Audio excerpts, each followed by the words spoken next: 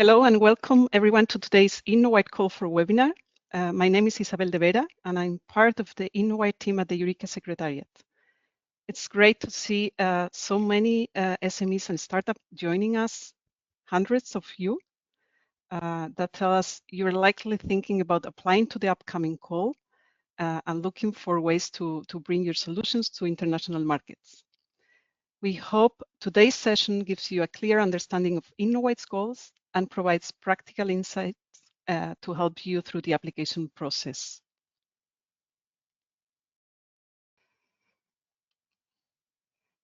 So what can you expect from this session? We will start with an overview of the Eureka Innowide program. We will also cover the details of the fourth call, including who can apply, how the application process works. You will hear testimonials from previous beneficiaries, Insati from Spain. They are now implementing their project from the latest call, and Green Roads from Malta, beneficiaries from the second Innowide call. So a big thank you to Surso Zegarra and Claire Chancho for joining us and help with your stories illustrate how the program works in practice. We will also share some practical tips to strengthen your application. And finally, we will wrap up with a Q&A session to answer as many of your questions as time allows. But do not worry if your questions cannot be replied here. We will try to respond via direct email later.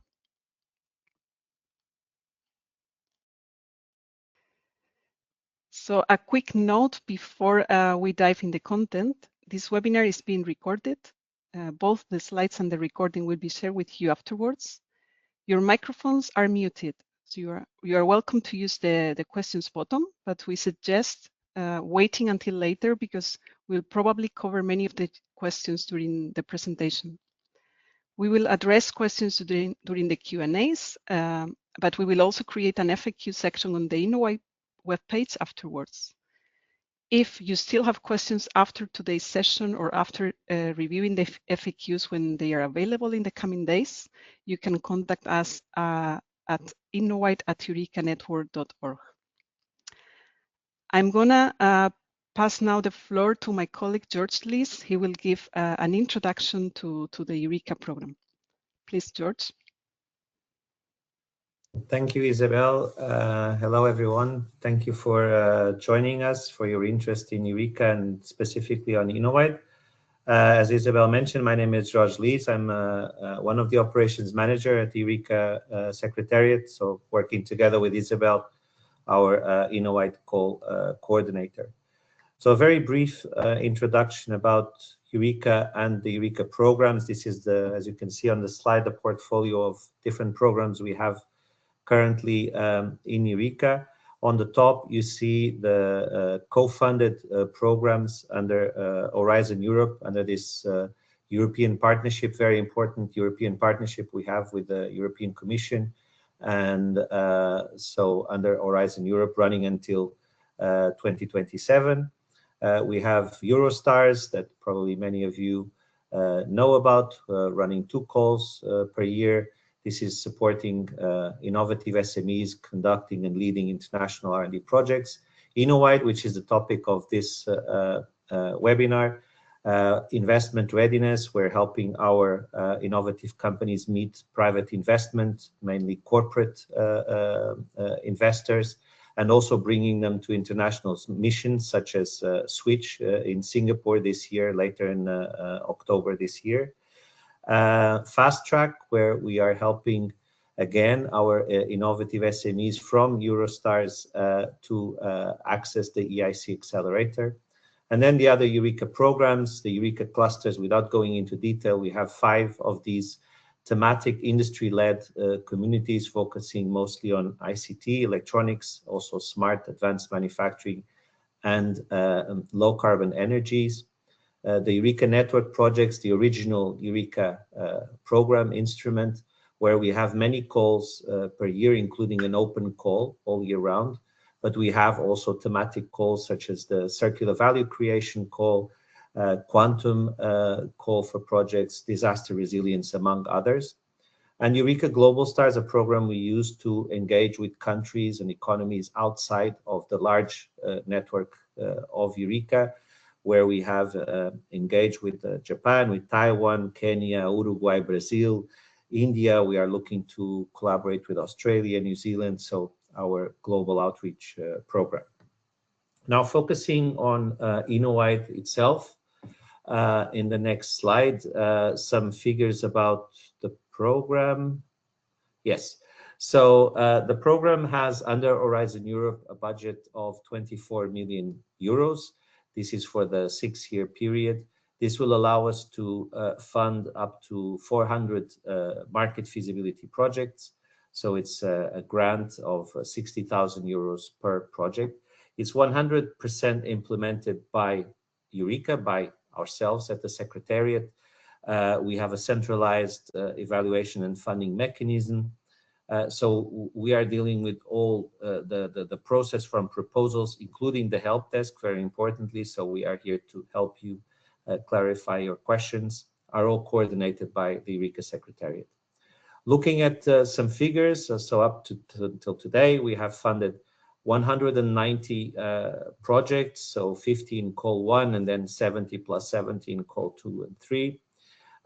Here we have projects that involve SMEs and startups from 27 countries, including both EU member states and the Horizon Europe associated countries, and targeting these projects, targeting 48 countries or economies outside of Europe.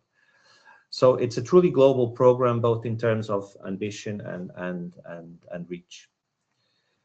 Then looking at the calls overview. So this is an overview of the 3 calls we have run in the past. As you can see, there's been a significant increase on the number of applications from call 1 with 272 up to 624 in call 3. And we also have, which is, I suppose, a good thing, a very high eligibility rate. So the projects that are submitted to us are eligible or go through the eligibility check. But as you know, or as you should know, we have a fixed number of projects that we can fund. So it's 70 projects per call due to the available budget. So this means that the success rate has decreased because we have more projects, but we can fund still the same. So it has dropped to around 11% in the last call. And in the next call, call 4, the one we are presenting today, we are probably expecting even more applications. So, of course, the competition will be even higher in this call. In terms of the objectives of the program, well, essentially we want to help SMEs and startups test their innovative solutions, product, process, service in new markets outside of Europe, validating this fit to the market, and also facilitate cross-continental collaboration with local players in your target market. So the Innowwide projects have 2 kind of objectives that we will describe in more detail later. So this can be the basis for future expansion, but also long-term market presence as well as new collaboration. Continuing on illustrating the benefits, so it's about market exploration, so offering SMEs the opportunity to explore international markets, but it's not an export aid support mechanism. So this is important to mention. It's more for you to test, to adapt your innovation, ensuring that they meet regulatory, technical, or cultural needs or adaptations to the target market. It allows you to reduce risks, so to conduct the feasibility projects, to assess market barriers before you actually decide to invest in that market. So in a way, it's an effective way to mitigate risks and understanding the conditions of the market you wish to target. It's also about international collaboration in a sense that you will engage with a local subcontractor or stakeholder that would essentially, and the main objective is to adapt to the target country smoother, but also maybe establish longer term partnerships in that market. It's very flexible in a sense, and this is what I was meaning before, and it's also complementary in a way to our other programs, in that it has these two main approaches. First is post R&D, where you're bringing your product, your solution to a new market, to understand if it can be commercialized in the selected target market, but it could also be the starting point for a new R&D partnership or project. Well, you realize there's so much adaptation, or there's further R&D needed to your product or to your service to address this market. We have this lump sum support mechanism under Horizon Europe, so it's a fixed lump sum of 60,000, but this also has the advantage that it has very relatively low administrative burden, so you don't need to provide detailed expense justification, only prove or through a report, the final report, that you have executed according to the what you had described, and also within the eligible expenses. So more on about the market feasibility projects themselves. So they are cross-continental business partners or future R&D, as I was just describing, implemented by an innovative SME in cooperation with a local subcontractor. So you need to have a subcontractor in a selected target market, the pilot market. There is a fixed duration of 6 months. And you must present a budget of 86,000 euros of eligible budget to be able to receive the 60,000 euro lump sum grant. The activities cover a mix of technical and market activities that can adapt to your innovation to the local market conditions. Promotional activities can also be included if they are relevant, but it should not be the main focus of the project. So it's an opportunity to identify which factors contribute to success and what challenges you might incur. So about Innowwide in a nutshell, what they are: preliminary technical, market, legal, or socioeconomic assessments with a focus on feasibility. They could also be the preliminary phase for a future international R&D project. And perhaps more important to mention what they are not. See, these are not R&D projects. They are not business plans. They are not unilateral in a sense that you need to have a local subcontractor working with you in that sense. And it's not exclusive, as I mentioned, business trips, workshops, matchmaking events, or promotional activities. So there's a bigger component of the other things that you need to focus on. So on the call for scope, funding, and deadline. So as in the previous call, this will be a global call. There will be no geographical focus. So it's not restricted targeting to work with specific countries or regions. So this gives you freedom really to choose the target country globally. And there is also no thematic focus. So there isn't any focus on specific sectors. So any technology or innovation is eligible. We will have 4.2 million euros that will allow us to fund 70 projects. As I said previously, 60,000 euros of lump sum grant per project. The call will be open from 25th of September, the day after tomorrow, until 25th of November at 1400 Brussels time.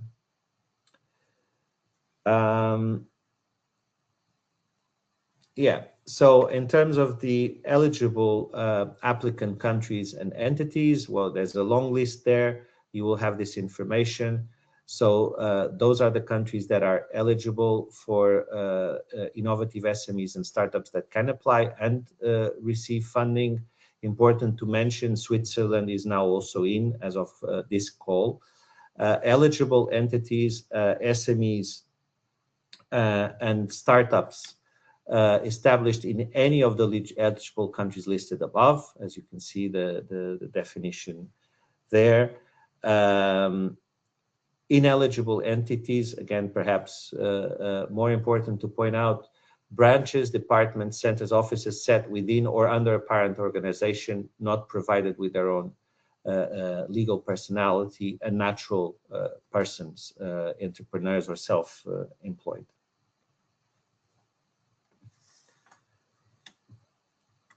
In terms of the eligible target countries and main subcontractors, these are the pilot where applicants can intend to develop and validate. So these are any countries in Africa, America, Asia, and Oceania. But you need to bear in mind, and this is mentioned in our guidelines, which are the ineligible target countries. So these are countries that are subject to EU restrictive measures, and countries where SMEs are also eligible. So countries that are geographically not Europe, but they are eligible to receive funding. An example of this could be Israel and Turkey.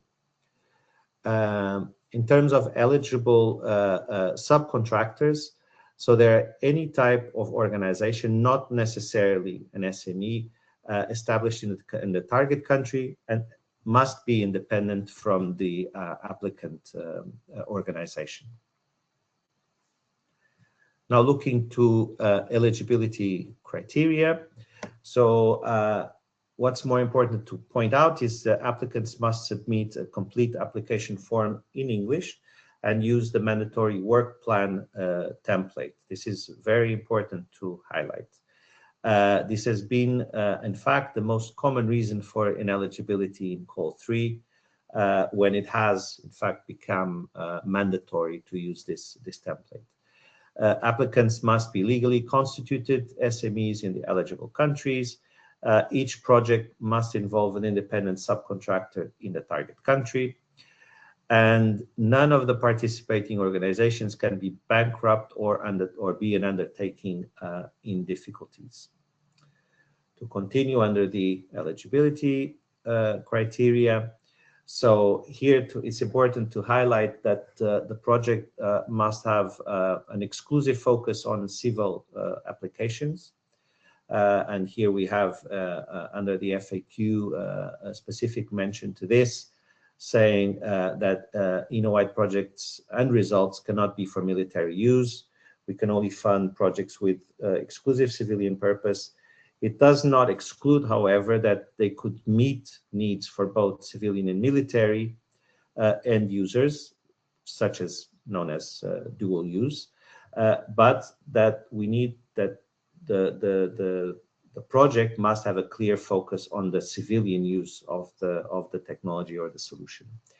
Project duration, as mentioned, is fixed to 6 months. Again, you need to have a minimum total eligible project cost of 86,000 euros to be able to receive the 60,000 euro lump sum. So this is equivalent to a 70% funding rate. Subcontracting costs must be above zero, of course, because this must be a substantial part of your project, and your activity is to subcontract the local partner. So a reasonable part of your budget should be dedicated to this. Of course, the costs may vary a lot depending on the country you are targeting, but however, it should be a significant part. And you should have a combination of eligible activities. This will be described also in the next slide. So this will be my final slide to present. So as I mentioned before, there's various eligible activities that you can select from, technical and market, and you need to have to include all of them. So you need to have had at least one activity from categories 1 to 3. So this is co-creation, technology uptake, preparatory work, market research, compliance verification, and then optionally, if you have selected from those, then you can have also business prospection trips and promotional and technical activities. But this is available in the call guidelines that you should read carefully. So I'll pass the word now back to Isabel, and thank you once again for attending the webinar. Thank you. Many thanks, George, for this introduction. I will take over now, and I will continue with the call for process and timeline. So the fixed dates for this call are the opening date on the 25th of September and the deadline on the 25th of November. And an important detail that we mentioned earlier as well, the call closes at 2 p.m. Brussels time. After the call deadline, eligibility results are expected in early December, evaluation results in March 2026, the ranking list around April, and the contract phase would start and we continue towards April, May, with projects expected to start around the 1st of June 2026.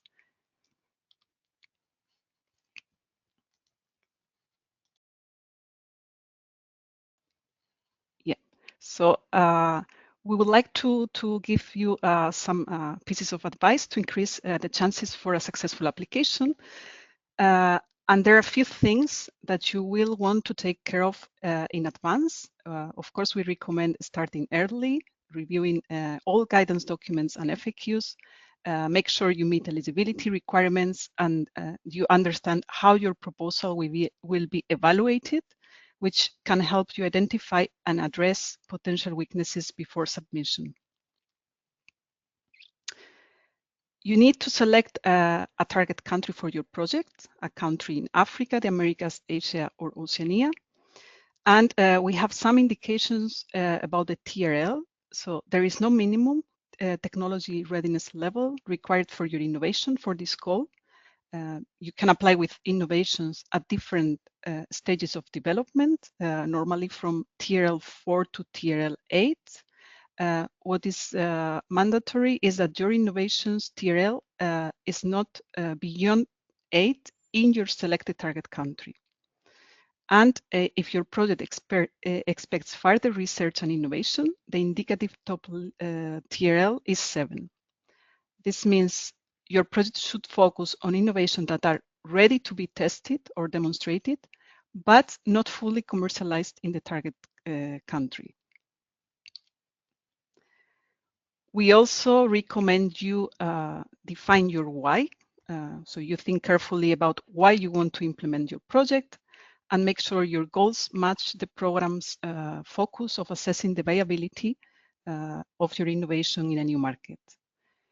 Of course, do some research of your target country, why it suits your innovation, consider how this project could help you evaluate real market potential.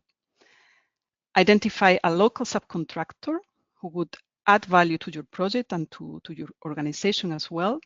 And of course, plan your project, outline what human resources, what skills you would need to implement it effectively, and sketch a realistic timeline and key activities to test your solution's feasibility. Then, very important, find a suitable local partner. So before applying, it's crucial to find the right local partner to help you navigate the local market more effectively. Look for a local counterpart who will act as your main subcontractor for the market feasibility project. This partner must be independent from your organization and based in the target country. Make sure they have the right expertise to support your project activities, whether that's legal, technical, market analysis, or any other relevant skills. So some examples of suitable partners include research or technological collaborators, legal advisors, intermediaries, or even potential end users of your innovation. The type of partner depends on your specific market and project needs, but having a reliable local partner is a key step before submitting your application. And in addition, Innowwide also fosters long-term partnerships between you and your main subcontractor. So when selecting your subcontractor, consider their capabilities to carry out your project eligible activities, but also where possible, their potential to become a strategic partner for future collaboration. So we will now go through the details of the application process, starting with a platform. So first you need to register in the Call application platform. This is the Eureka Smart Simple platform. If your organization already exists in the system, it was maybe created by another user, another colleague of yours, avoid creating a duplicate organization profile. Instead, you can send us an email to request that your personal profile is linked to the existing organization profile. We recommend you start using the project platform from an early stage to familiarize yourself with it. And there are a few helpful buttons available on your application form. First, Save Draft, which we recommend you use very regularly. Also, Save and Validate, that saves the report and performs validation. And finally, Submit, that validates all fields, ensuring that mandatory fields and formatting requirements are satisfied so you can actually submit your application. Important that you are able to submit your application doesn't confirm that your application is eligible. So you must verify compliance with eligibility criteria by other means. We will notify you the eligibility results soon after the call deadline. And also you will find platform guidelines, both directly on the platform, but also it will be available in the Innowwide resources library.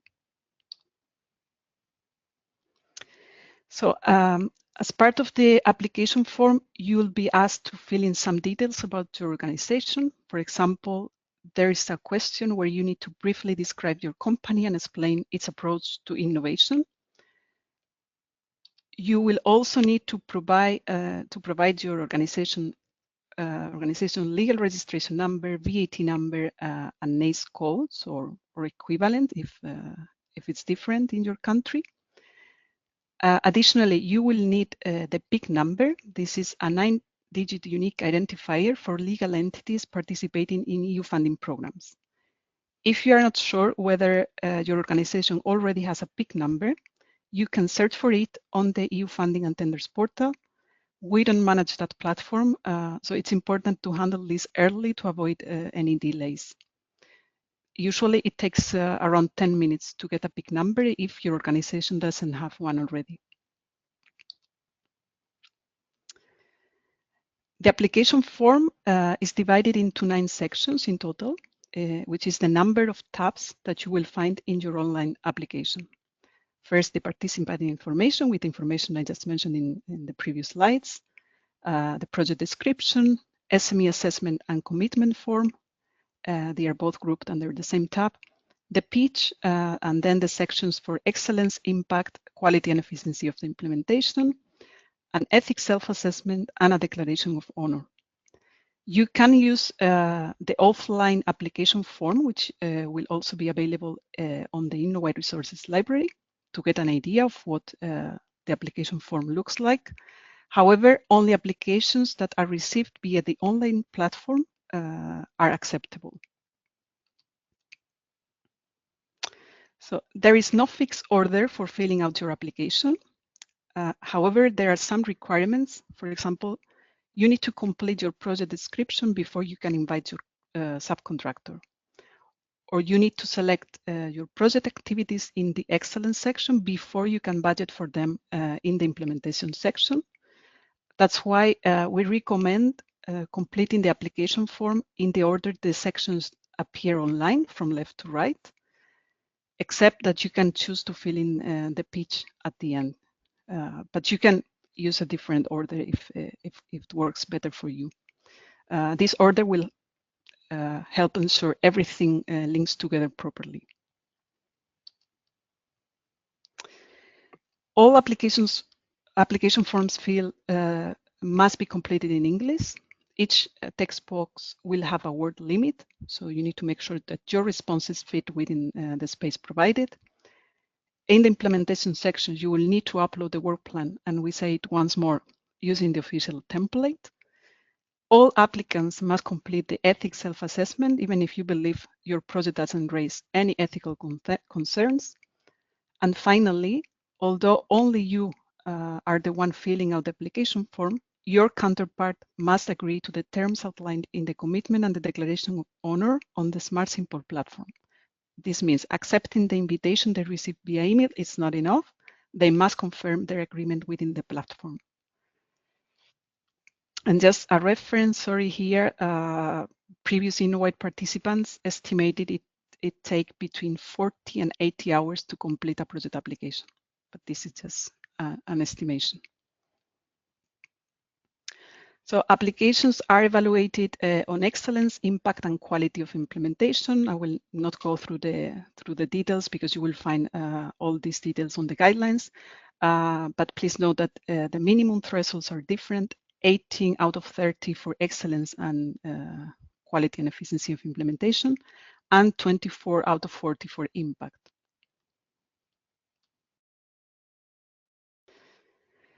So again, I think it's also important that we manage expectations, and even good or very good proposals may not get funded because there is only budget available to fund 70 proposals, and we expect, as George mentioned earlier, more than 700 in this call.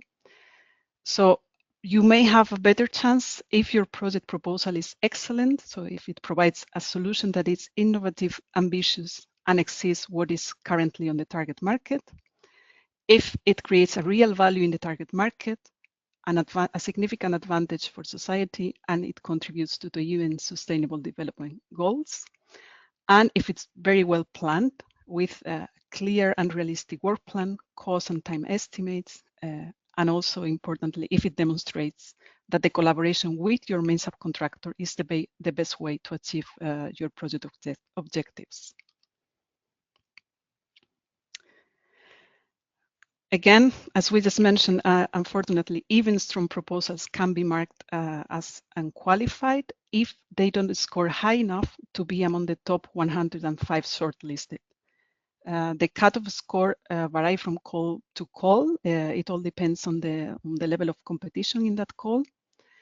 Only proposals that meet the thresholds in all evaluation criteria, but also achieve a high enough total score to be among the top 105 and pass the independent evaluation panel phase and ethics review are ranked.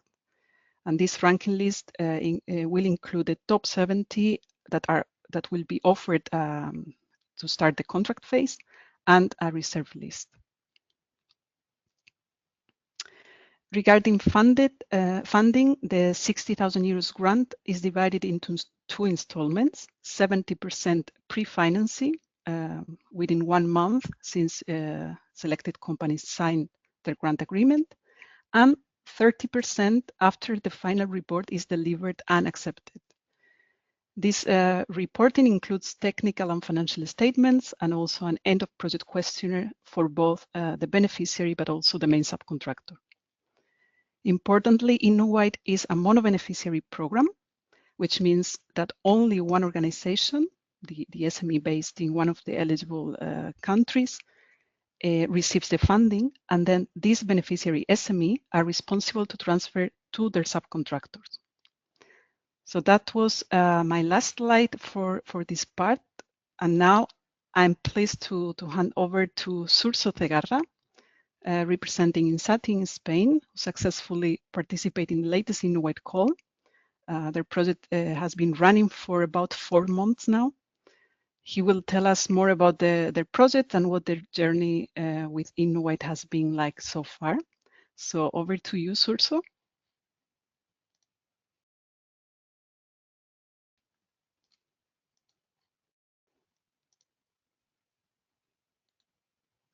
I'm not sure you can.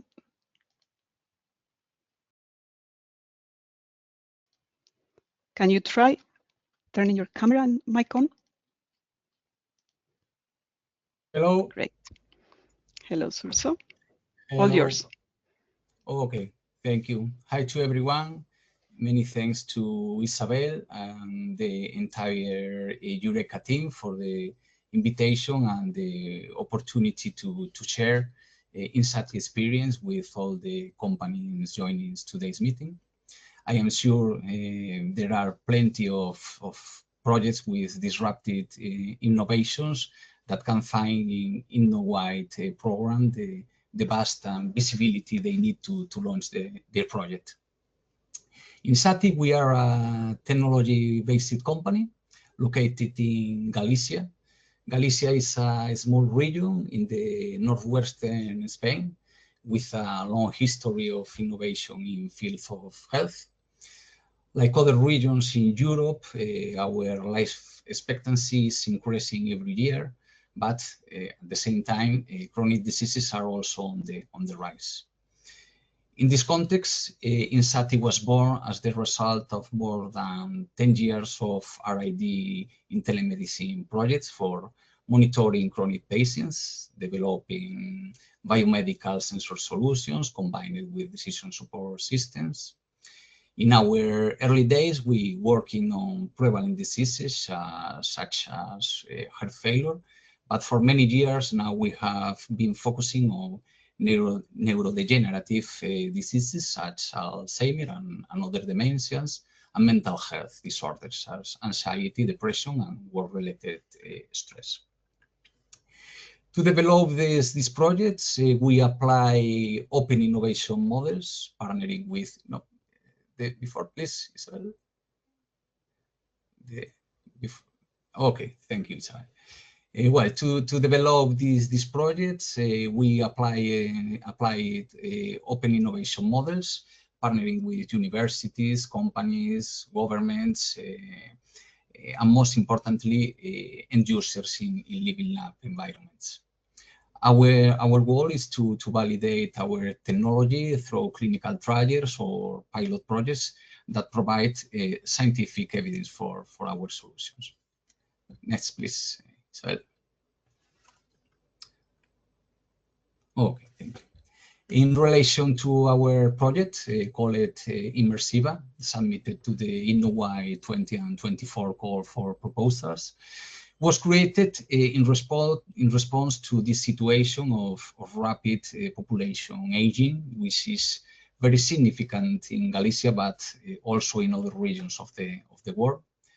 Currently, healthcare systems do not have effective tools to offer personalized and continuous care or detect disease early. This is the reality. With Immersiva propose the use of different emerging technologies such as extended reality, IoT, or artificial intelligence over edge device to offer personalized experience that facilitates adherence to non-pharmacological therapies, slow down the progression of these diseases, and help detect them early. We do this through the non-invasive and continuous collection of multimodal data with the medium-term goal of identifying new digital biomarkers associated with these diseases. Okay. Well, after conducting a clinical trial in Spain in collaboration with an important association for people with Alzheimer's in Galicia, and in order to give universal validity to our research, we decided to replicate this experience in another region outside Europe. For this reason, Innowwide program was the perfect opportunity for us. As the selection of the destination country, we were particularly interested in Asia, which has a significant demographic change, especially rapidly in Singapore. Also, Singapore is a very dynamic and innovative country with an emerging market where the government is promoting programs focusing on dementia and mental health. To this end, we contacted Lex Global Mind. Lex Global Mind is a Singapore-based consultancy specializing in healthcare sector, which put in touch with SUSS, Singapore University of Social Sciences. This university is the leading university in Singapore, specialized in gerontology, which collaborates with several local living labs in Singapore. So we created our consortium with SUSS as the main subcontractor and Lex Global Mind as the minor partner to carry out the validation of Immersiva in Singapore. Next, please, Isabel.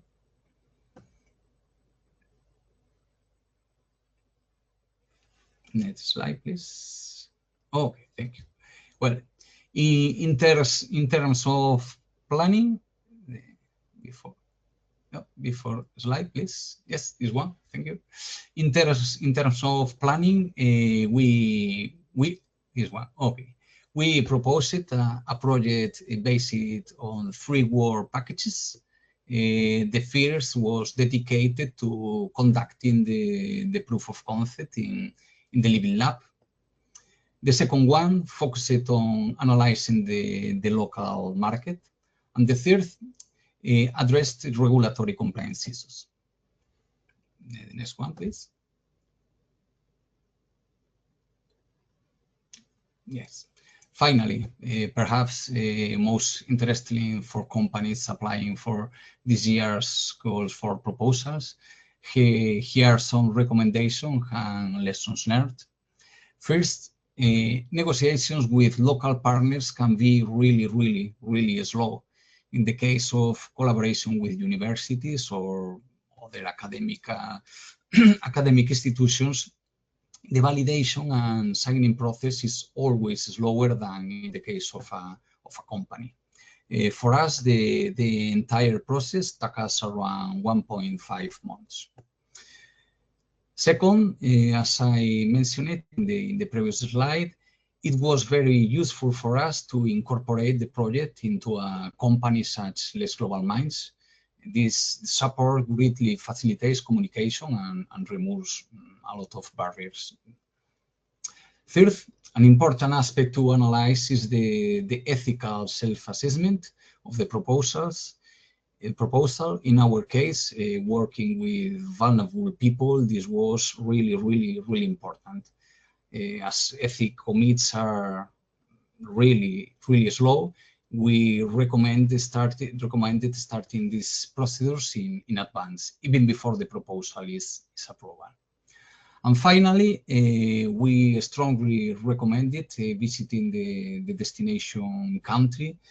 A one-day face-to-face meeting is equivalent to several weeks of video conference. And in the case of Singapore, you cannot do business without first sharing a meal or a dinner. This is all. Thank you very much to all, and the best of luck to everyone. Thank you very much, Xurso. It's always helpful for applicants to hear real examples like this. And sorry if there is a bit of delay while I move the slides and you actually see the slide on your screen. Let's now continue with another participant who has kindly agreed to share their story as well. Claire Chancho from Green Roads in Malta. They have concluded the entire cycle, meaning they have successfully completed their project and reporting. So they can also offer valuable insight into what it's like to go through the full process. So please go ahead, Claire. Thank you. Hi, I'm Claire, CEO and founder of Green Roads. If you can start the next slide, I'll go through. So as Green Roads, we basically work with any camera. So we identify what's happening on the road network using computer vision, and we use that information to help better decision making. And in the course of the project, Green Roads was growing, and we saw that there was potential with one of the partners that we were already in contact with. So we had already the beginning of a pre-existing relationship with Eclipse. So the discussions were going. We knew how they worked. We are a very strong team, but our downside is that we're all based in Malta. So of course our connections and our versatility is limited. And thanks to this project, you can go to the next slide. Next slide, please. So thanks to this project, we decided to expand and go further. And the ITOS project literally helped us not only expand our solution to the tolling sector, but also look at the US. So we were very much interested in the US market, and we saw that there could be potential interest, and we used this opportunity through the Innowwide project to assess and understand the market. So the market that we chose was the United States. We saw that there's a big capacity for tolls. Toll road operators are not exactly government, so the route to market is faster than if we're selling business to government. And we engaged Eclipse to do this study on our behalf. In fact, we worked very well together with the subcontractors, and they were very diligent about keeping timelines. So one of the things, we want to go to the next slide. One of the things that they were very emphasizing on is keeping the project timeline, and we did weekly calls. We looked at where we are, where we're going, each and every report, each and every study, each and every market testing. We also engaged with a client who tested our solution and who literally went through the whole process of using our solution, giving us feedback, telling us what they're after.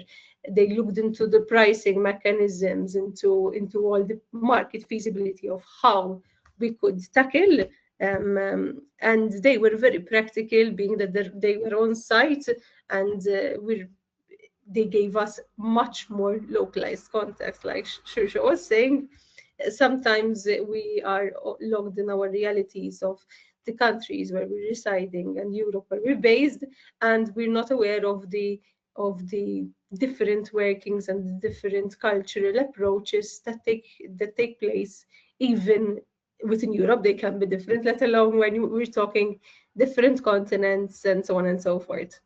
Next slide. So this is, I think, essential to engage very organized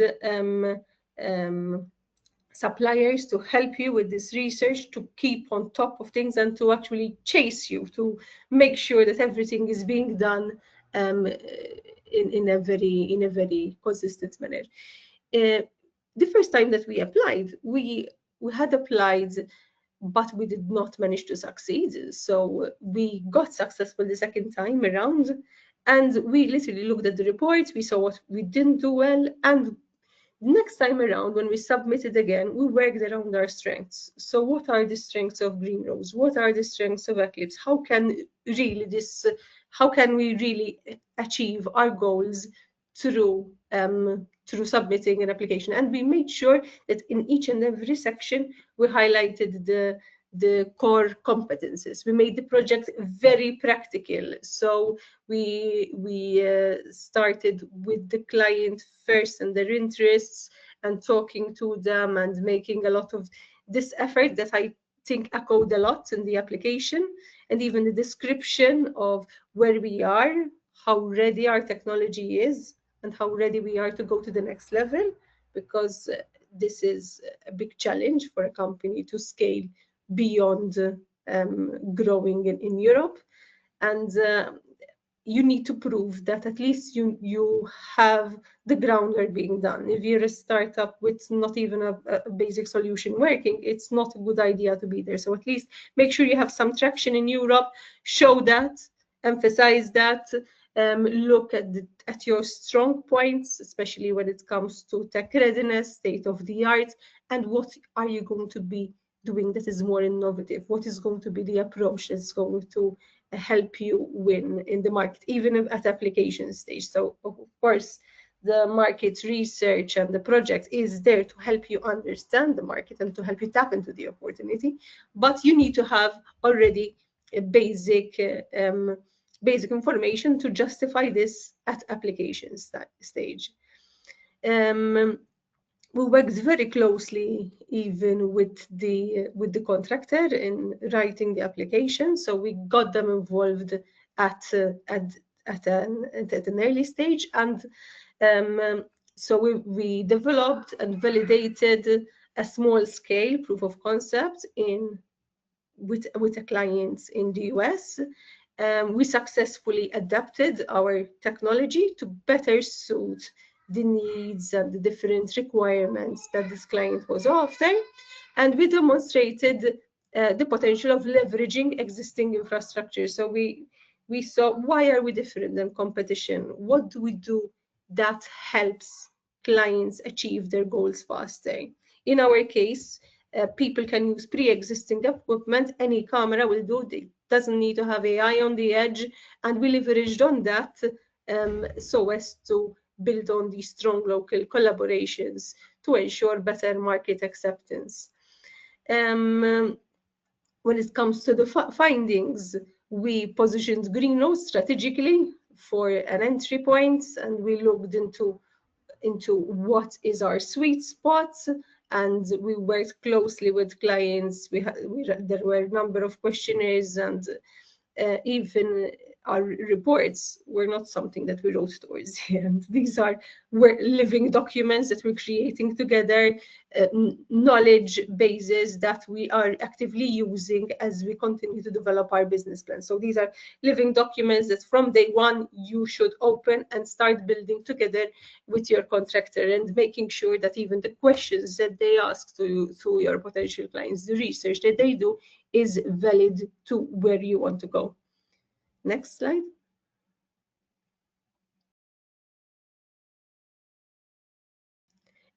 For us, it was an eye-opener as well, this research, because of course adaptations we need to tailor to the US type of vehicles. We need to bridge these cultural differences, styles in working, early movement of operators. So from day one, we were already not just talking to clients, but already started some testing with them as part of the project, and we had a live implementation. They actually saw it work and validated that yes, this is what they want to have.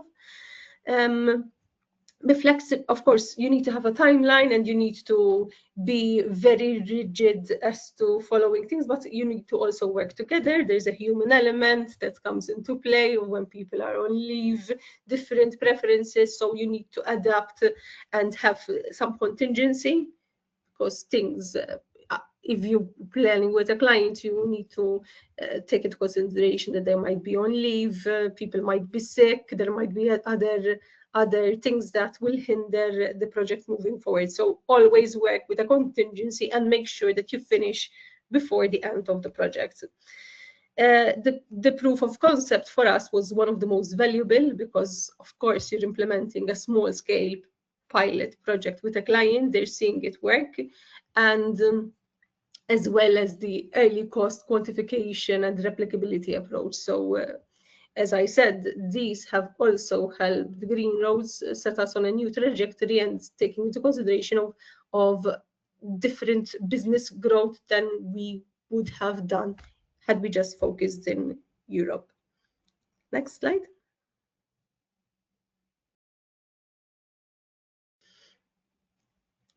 So from a reporting process, some things that I want to emphasize is keep it clear, follow the Eureka templates, make sure that you are you have the right stakeholders, the right potential clients that you're talking to, and it's not just a research, desktop research. Make it as tangible as possible, because this will help you drastically. I mean, we all want to sell solutions that clients want, otherwise there's no business, right?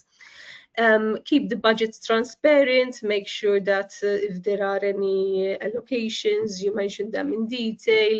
Look at the technical validation, the compliance and ethics are extremely important. Do not undermine the ethics part. Even writing it at application stage, it already takes a lot of effort, and you need to have the right kind of input and the right kind of considerations. Don't just paste and chat on different AI solutions to help you write. You could use them to get some ideas, but make sure that the text is yours and that you genuinely mean what you are entering at the application stage, because these are things that you need to report. And make sure that there's scalability. Look into, even with all the different pest analysis, assessing the risks and looking what could go wrong, especially now the world, and as we've seen, politics has changed a lot in the recent years, and be ready that you need to adapt, and you need to make sure that your partner that you're working with to bring your solution to market is as flexible as you want to be in order to reach the goals, because things change continuously before, during, and after implementation. So keep that in mind, and one thing that I cannot emphasize enough is make sure that you know the people that you're working with, that you have started some kind, or you've already invested a bit in building a relationship with the contractor, because they will be the ones who are taking you forward within this market. I think that's it from my side.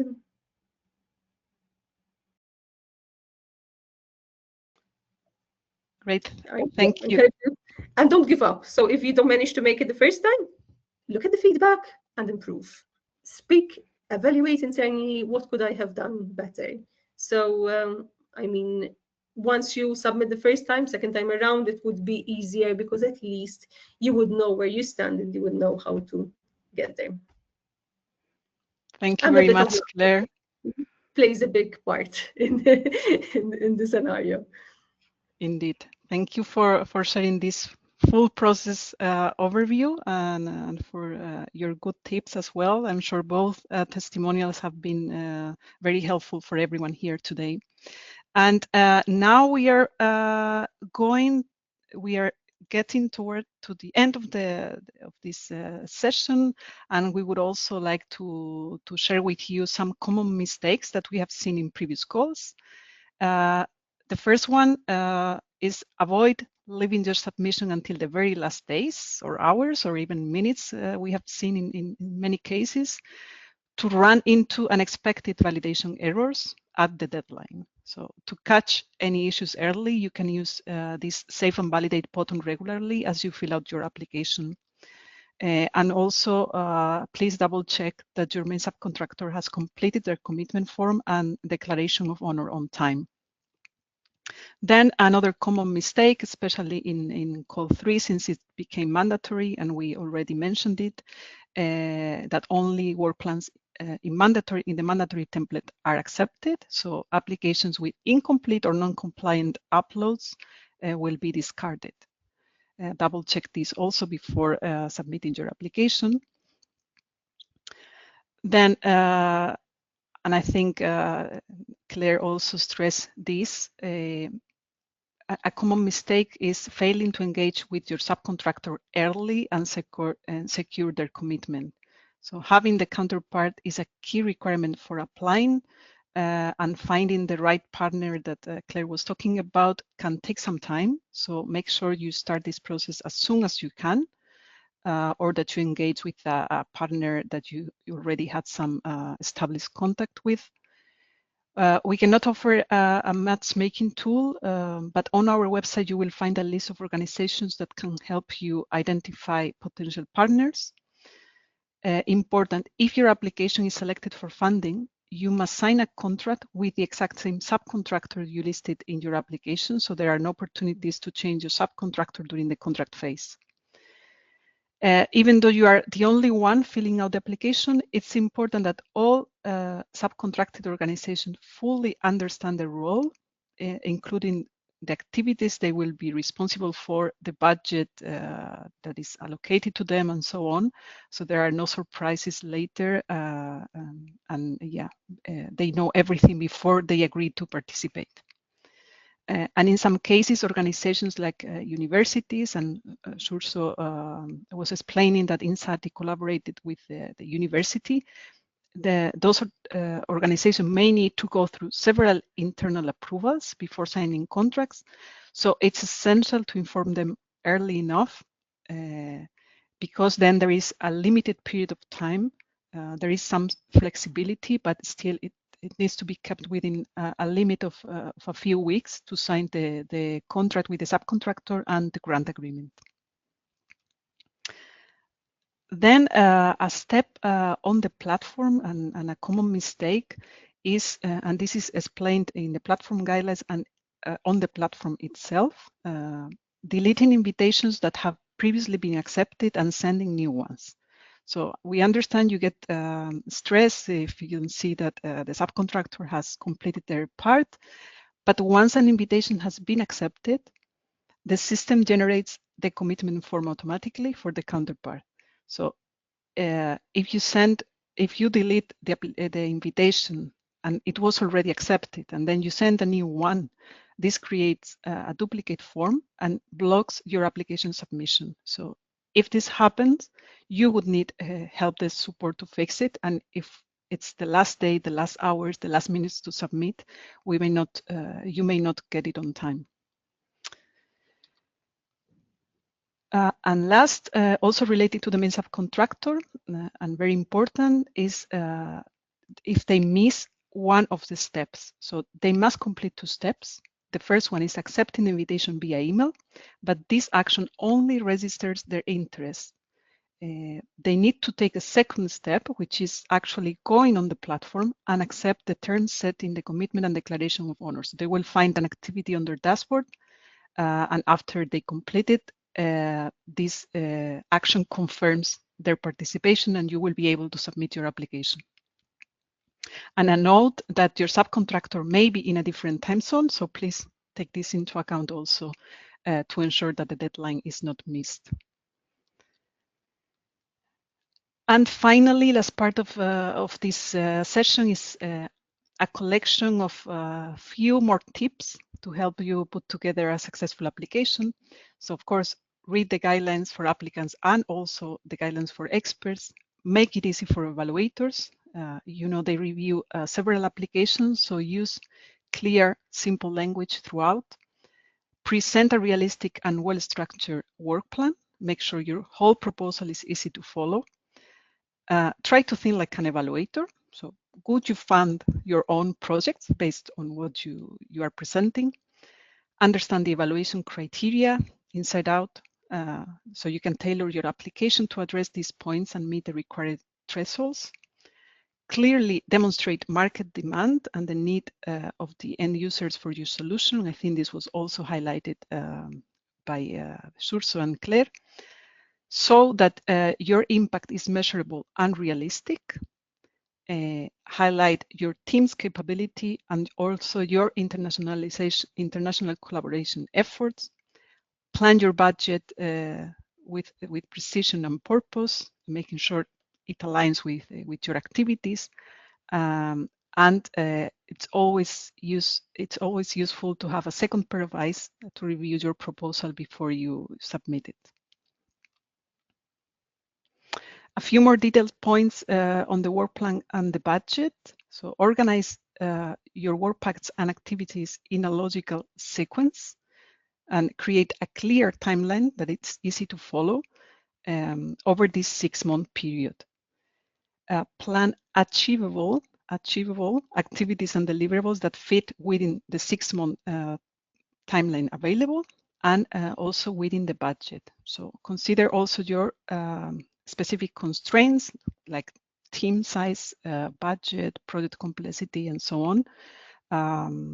Use the work plan to support your budget request. Each cost category should be accompanied by a clear explanation in relation to the activities it covers. Remember, when planning your budget, that you will need to cover at least 26,000 euros of the total budget yourself. So make sure you also have the financial capacities to do so. And finally, keep in mind that the work plan and the budget will guide you through the project implementation as well. Eligible activities are listed in the call guidelines. We recommend that you use a similar wording in your work plan. The work plan is free text, but we recommend similar titles for the activities to help evaluators and to help match with the budget. You can include other activities in your work plan if needed, but please clearly mark them as complementary and not budgeted for. Also, what some people confuse is gender dimension with gender balance. They mean different things. So gender dimension means considering the different needs and challenges of women and men in your design methods or results for your project. And gender balance refers to efforts to promote gender balance within your team. We leave some examples on the slide. And I think this is the last slide. Select only the UN Sustainable Development Goals that your project can make a substantial and realistic impact.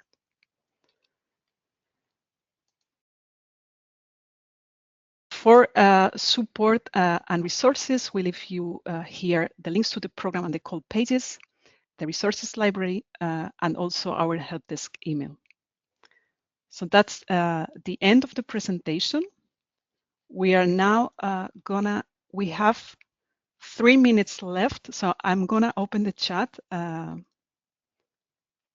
but we don't have much time left. I'll try to go through some of them as quick as possible, but as I said, we will create these FAQ sections on the library, so you will have access to those.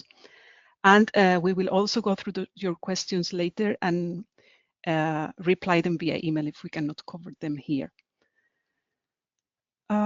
So I see, I pick a random one because we are very short on time. But can the project target several countries, for example, 3 countries in Africa? Question from Gilles Gauthier. No. So it's in your application, you can target a market which is broader than a country, and you can explain that in your application. But for the purpose of applying, you need to focus on one country. You can then in the application explain that you don't only target the country, but a region, but you need to select one individual country, and you need to have one subcontractor based in that country and not a neighboring country.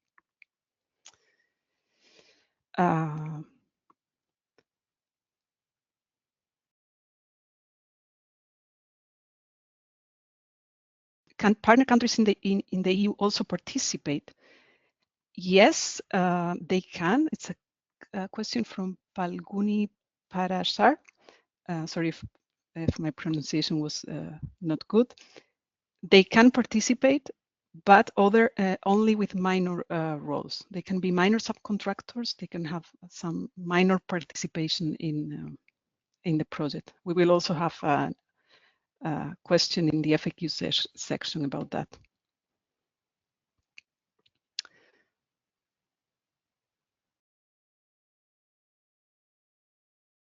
Do we need to have in budget cost for 3 activities or just one activity? A question from Olivier Leporte. Well, maybe you refer to 3 activities because that was the minimum number of activities that were mentioned. You need to select from the full list of eligible activities, but you can select more than 3. And normally, all activities would have a budget associated. But if you can explain why one activity doesn't have a budget attributed to, that should also be fine. Another question, are we expected to have a product on the market already when applying? Not necessarily.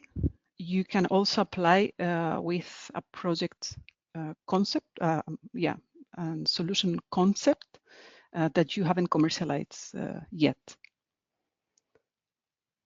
Can one company submit 2 project proposals? No, only one is allowed. And I'm afraid we reached out the end. Again, I hope this session was helpful, and we will reply to more of those questions via the FAQ. So thank you very much, and best of luck also from our side with your proposal. And thank you to the presenters. Have a good day. Bye bye.